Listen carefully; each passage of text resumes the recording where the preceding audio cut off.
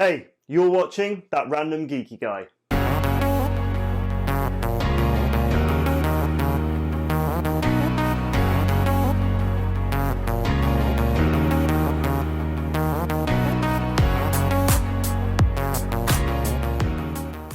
So, what do you look for in a budget case? As you'll see from the title today, I think we've got a really great offering here. We've got a build coming up for our next video, which is a budget build, and this case fits within it. But when I found this, I thought to myself, this is a really good value case. So I thought I'd get it in front of the camera to show you guys. So as you can see, it's an iONZ or iONZ, and it very much is a budget case. It's not a commonly known brand, so on and so forth. But reading up on it, it looks quite promising. So I thought I'd bring you along. Let's get it open and see what's going on inside it. So you will see that previously on this channel, I've personally gone from a Carbide Spec 5, which is a Corsair case, which actually you could argue is a budget case. And I'm on to an NZXT H510 at the minute, which is what I've got. This is, like I said, for another build. So I'm doing a budget build for a family member. You can tune in next week to kind of see what that build looks like. But I wanted to kind of show you this case. Like I said, I found it. It's a really cheap price, which I won't reveal quite yet. But I think it's got some great specifications. So immediate impressions, yeah, it's definitely budget. As you're going to see in the top here, it's just fitted in like so with some basic polystyrene. Let's get this upside down and see if we can get it out without breaking it. So this is actually not my normal kind of design, if I can get it out of the case, in the fact that it's a white case. So you'll notice the builds I've done in the past, they're normally black, or actually we've done a really unusual build recently, which was the kind of briefcase PC. But this one is white, because it's fitting into a white and pink theme, which is part of that budget build. That's all that's in the case. That's what you get. So let's take the polystyrene off and store it back into here. So other than the colour, the other thing that you're going to notice is that this does have a windowed side panel, and more importantly, it's actually tempered glass. Now, reflecting back to that Carbide Spec 5, that was a Perspex side cover. Now that case retails in the UK for about £45 to £55. Keep that in mind when we're looking at this case. So it is quite light, I will be honest. You can definitely tell it is a budget case from a weight perspective. Let me just pop that in there and we'll get this the right way up.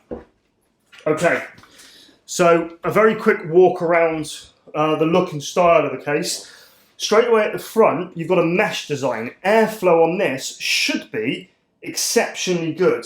Looking at the specs on this as well, so in terms of the fans that are on the front, you've actually got a couple of options. You can either go with two 160mm fans, or in my case, when I'm building this, we're going with three 120mm fans. Obviously, you can see the RGB through the front.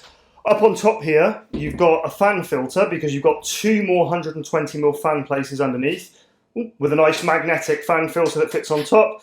Kind of a hexagonal pattern on here that actually looks quite cool. Especially through the filter.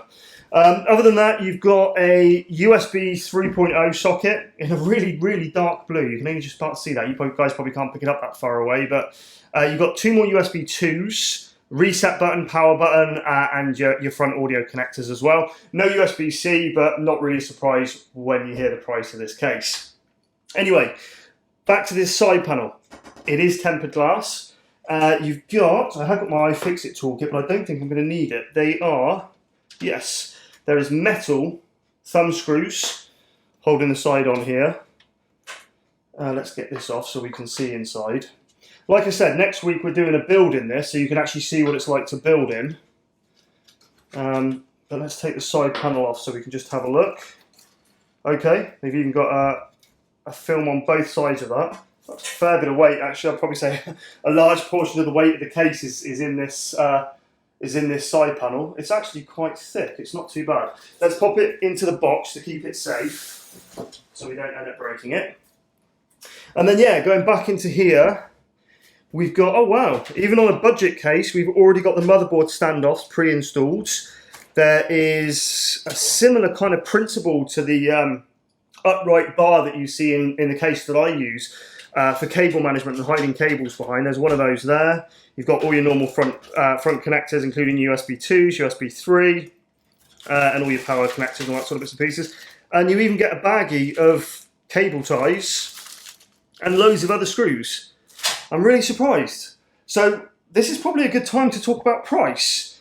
So this case, which has a tempered glass side panel, USB 3.0 on the front, 2 USB 2s, you've got magnetic fan filters. Have we got one on the bottom? Yep, we've got a fan filter on the bottom as well for the PSU. You've got a partial PSU shrouds, a cage for what looks like 2 3.5-inch drives and 1 2.5-inch drive, and obviously your room for your PSU. Some channels for cable management, as well as a large channel here. There isn't a press out on the back, so I'm not sure. We're going to see next week what building it's like, but cable management could be a little bit of a challenge, but on the whole, it's okay. But you get all of that for £28. That's a £28 case with a tempered side panel. That's crazy. That's such, in my opinion, such a good value case. Most cheap cases, you aren't going to get standoffs included. You're certainly not going to get a baggie with loads of other screws and other bits and pieces and standoffs in and cable ties, all that sort of bits and pieces. I'm genuinely really impressed. It's a very, very good value case. You've even got a cover that sits over your PCIe slots, plenty of expansion in terms of motherboard size. You've got ATX, micro ATX, and it even supports ITX. So, yep, standoffs indeed, they go small enough. They're even labelled in terms of where each motherboard goes. I am genuinely really, really impressed by that case, and actually quite looking forward to building in it next week. I guess between now and next week then, if you're looking for a budget case, if you've got any questions about this that you'd like me to answer in next week's build video, stick them in the comment section below. I'll make sure we get those answers in. As I say, this is part of a budget build. Well, it's a budget build with a bit of a twist in the fact that it's slightly future-proof. The reason I say that is anybody can jump onto eBay and buy a Dell Optimax and then just stick a GPU in it and call it a budget build. But if you've got a 2nd gen, 3rd gen, 4th gen, or even 5th gen processor in that, it hasn't got a lot of longevity with its DDR3, so on and so forth. So this is about actually having the ability to gently upgrade in the future without doing a complete system rebuild, but still on a budget. So make sure you come back for that. Other than that, thanks very much for tuning in, guys. It's only a short and sweet video, but I think on first impressions, this case is fantastic. I'll stick a note in the description for the video with a link to where you can find this case. Other than that, thanks very much for joining me, and I shall see you next week.